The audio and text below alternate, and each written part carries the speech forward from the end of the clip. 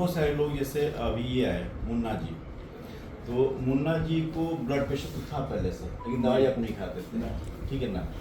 तो ये नहीं खाने के कारण क्या है आपको बताते हैं कि बहुत बार लोगों को लगता है कि नमक कम कर दें हम, है ना, ये दिमाग में चला होगा कि नमक कम कर देंगे तो हम बीपी को ठीक कर लेंगे।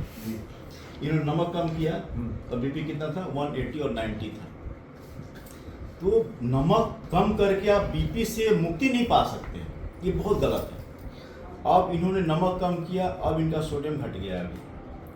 अभी और घटता तो और समस्या आती। सोडियम 135 से कम हो उसको बोलते हैं हाइपोनेट्रीमिया। अच्छा, इससे क्या क्या नुकसान हो सकता है? एक तो दिक्कत तो होगी, बीपी तो कंट्रोल नहीं कर पाएंगे आप, समझ गए। आप डायग्नोसिस हो गया बीपी का, बीपी की दवाई खानी है, नमक की मात्रा बराबर खानी है, कम से कम 3 से 5 ग्राम। अब क्यों दिक्कत होती है? जब हमारे शरीर में सोडियम की मात्रा घटेगी तो होता क्या है कि हम सोडियम रिटेन करता है, वाटर हमारे ब्लड वेसल्स के अंदर रिटेन करता है सोडियम, तो रिटेन कम करेगा।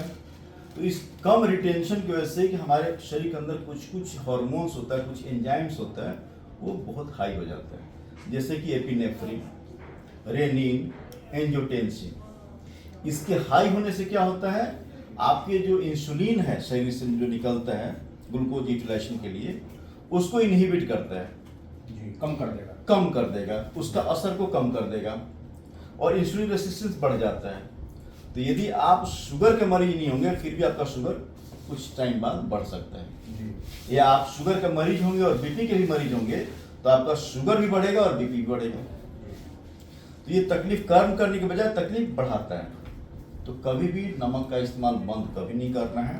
बीपी वाले मरीज को नमक रिस्ट्रिक्ट करना है, 3 से 5 ग्राम हमेशा खाना है, इससे कम नहीं करना है। यदि साथ में किडनी की समस्या आ गई बीपी और शुगर वाले मरीज को, तो उनको 3 ग्राम से लेके 1500 mg तक, मतलब 1.5 ग्राम तक का इस्तेमाल करना नमक, बंद कभी नहीं, लेकिन बंद नहीं करना।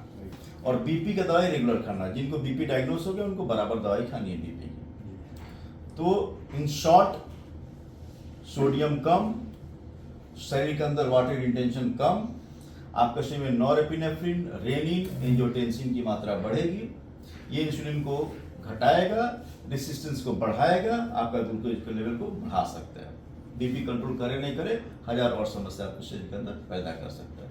इसलिए at the end you all have to take proper salt intake, at least 3.5 to 5 gram daily per day.